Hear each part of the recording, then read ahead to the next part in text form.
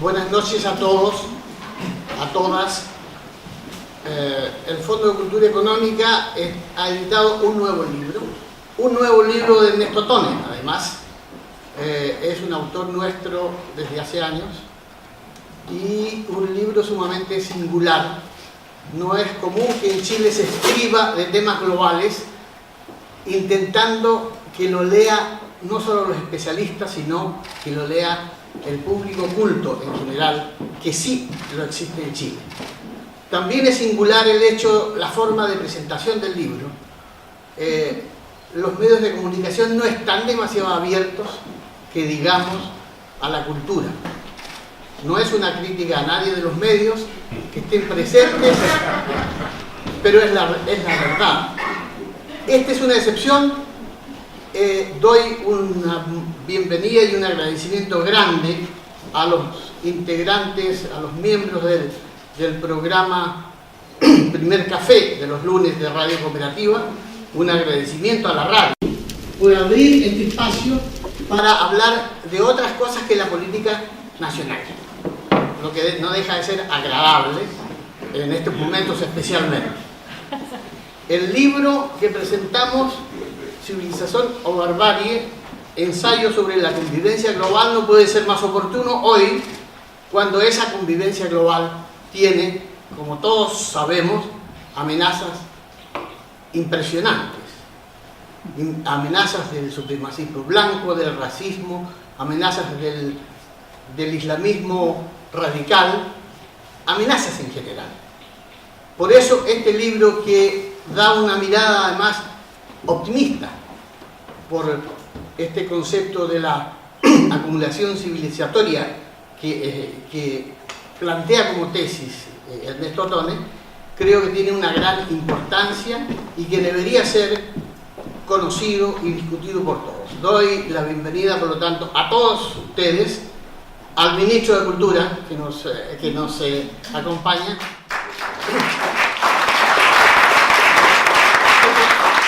Que por una coincidencia de aquellas raras de la vida se llama también Ernesto Tone, solamente que el segundo apellido es distinto, al presidente Ricardo Lagos, desde luego.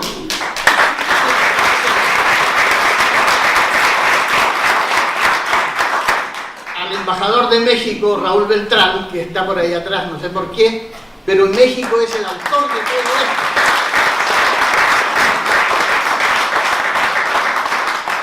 En fin, y a Cecilia Rovaretti, que es quien nos va a animar y a convertir este libro sesudo en un libro ágil como está escrito. Muchas gracias, Cecilia.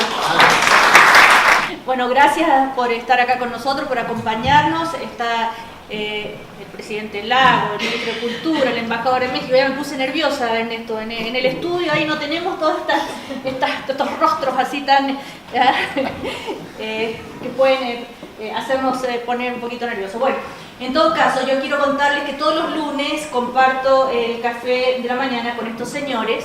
Y si seguimos la tradición, ustedes saben que comenzamos siempre hablando de fútbol. Y ahí tengo que decir que es admirable la dignidad que tiene Ernesto Tone para reconocer las derrotas de su Wander, y también cuando celebra los triunfos escasos,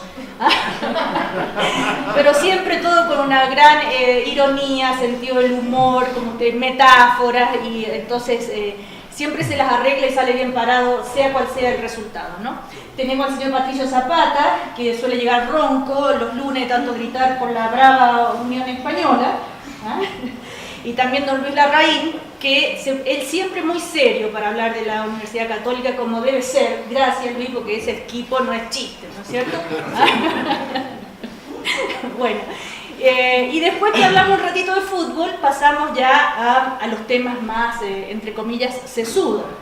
Claro que sesudo realmente entre comillas, porque por lo general hay siempre una cuota de humor. Entonces, a propósito de este libro, Civilización o Barbarie, este ensayo sobre la convivencia global, yo quería partir por algo un poquito, tal vez que les vaya a generar un poquito de algunas sonrisas, al menos a mí me sucedió, porque el libro está escrito en un lenguaje muy amigable, muy entretenido, es que él tiene un gran sentido de la comunicación. A ver, Patricio, tú, no sé, con esto de la globalización, la civilización o barbarie que plantea acá Ernesto, ¿cuál ha sido tu impresión? ¿Qué crees? ¿Te dejó triste o te dejó esperanzado, Ernesto, finalmente?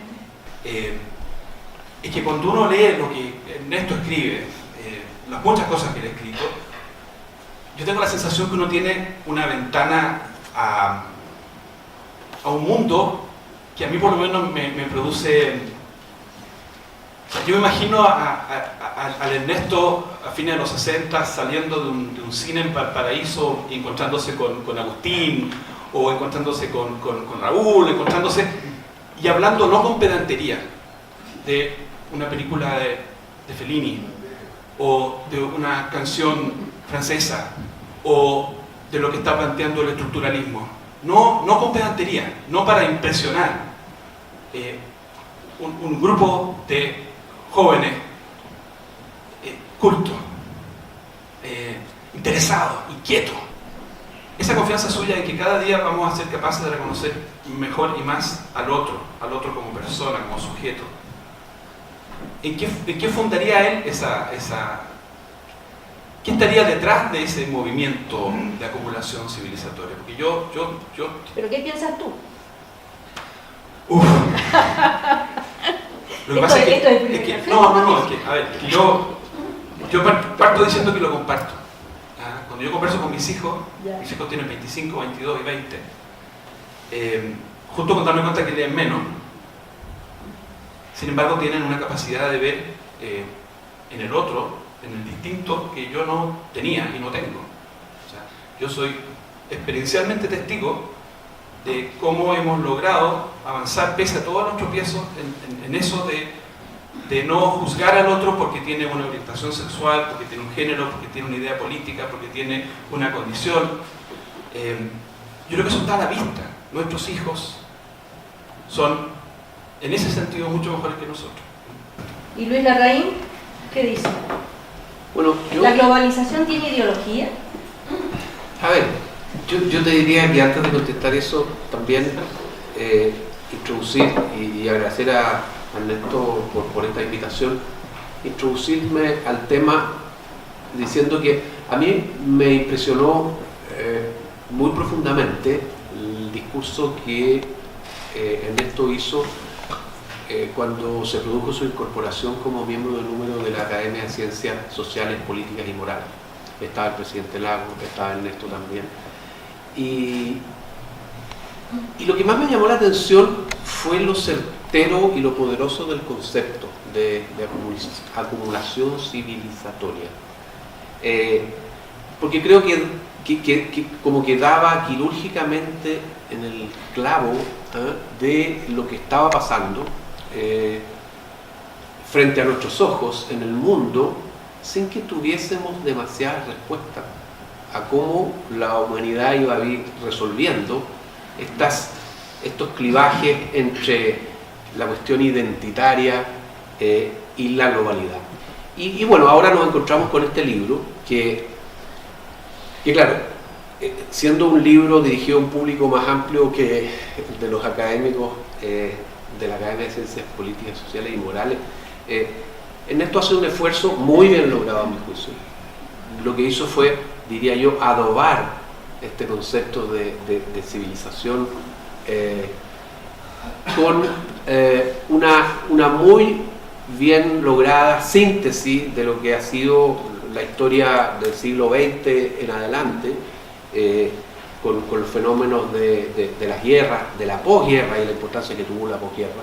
Y ahí nos pasé un poco por Marx, como tú recordabas tan famosamente, y después cae y usa por ahí una frase que la encontré muy interesante cuando dice a lo mejor la omnipresencia de la Guerra Fría y sus elementos políticos, ideológicos, nos ocultaron un poco lo que había tras eso en materia cultural. Ya, no, porque a propósito de lo que decía Luis Larraín sobre la ambición modesta, esta acumulación civilizatoria, Ernesto Tone dice: parece una ambición modesta y no solo parece, lo es. Tiene como objetivo principal ayudar a la reflexión en torno a cómo evitar lo peor y en lo posible cambiar las tendencias actuales para mejor. Quizás su utilidad pueda consistir al final del día en darle sentido a la aspiración de esa enorme mayoría de personas que desean vivir y progresar en paz, independientemente del espacio cultural en el que estén insertos. Vale decir, a aquellos que, siendo muy diferentes entre sí, tienen sin embargo algo en común, una sensatez compartida, ni más ni menos. Bueno, nadie podría estar en desacuerdo con esto, ¿verdad? Ahora, esto de la sensatez, yo inmediatamente pensé, la sensatez debe ser algo que viene con los años, ¿no? Tuvo su época insensata también Ernesto Tone, así que dije, ya bueno, todo, en realidad no es tan utópico esto, es posible, ¿ah? Todos llegamos en algún momento a ser sensatos en la vida, pero bueno, ya, Ernesto, ¿no todo? Pues se supone, puede ser una esperanza, no me deprimas. Muchas gracias Cecilia. Gracias Pato, gracias Luis, gracias a todos los amigos que nos están acompañando. Oye, voy a partir primero, antes de entrar a la pelea, que es lo que quiere la Cecilia, ¿ah?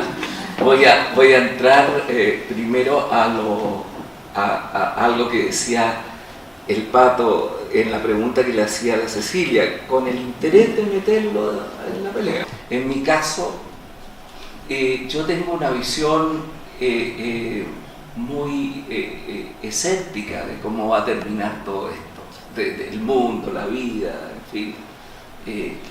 Y no tengo claro si tiene mucho sentido. ¿Ah? Es que no creo en Dios. Ella dice que es porque no creo en Dios, pero no solo por eso. ¿Ah? El tema es que no sé. Como decía nuestro Bobbio, me detengo ante las puertas del misterio. Hay un momento en que uno se detiene frente a las puertas del misterio. Y por lo tanto, pareciera que es una película que no termina bien, por lo menos aquí. Termina con todos los actores muertos, lo que ya no es de comedia. ¿Ah? Entonces, y después sabemos muy poco. Frente a esta situación, nosotros sabemos que hay cosas que van a seguir desarrollándose en la globalización. Por eso ha sido un gran paso que los críticos de la globalización en un primer momento eran anti-globalización y después pasaron a ser alter-globalización. Es decir, la idea de una globalización de otra manera. Porque hay aspectos, elementos del proceso de globalización que van a seguir.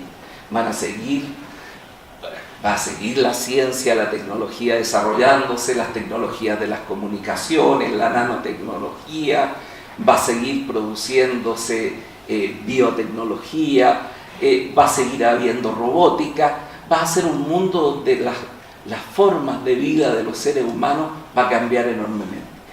Eso no quiere decir que vayamos a un mundo mejor, porque puede ser un mundo con alta tecnología, pero con relaciones bárbaras. Es decir, el progreso no es lineal, puede haber progreso y puede haber un fuerte retroceso. Y en ese sentido la acumulación civilizatoria es como buscar cuáles son las formas en que podemos vivir juntos. ¿Cómo podemos vivir juntos? Una pregunta que se hacía Alan Turing hace 20 años. ¿Podremos vivir juntos?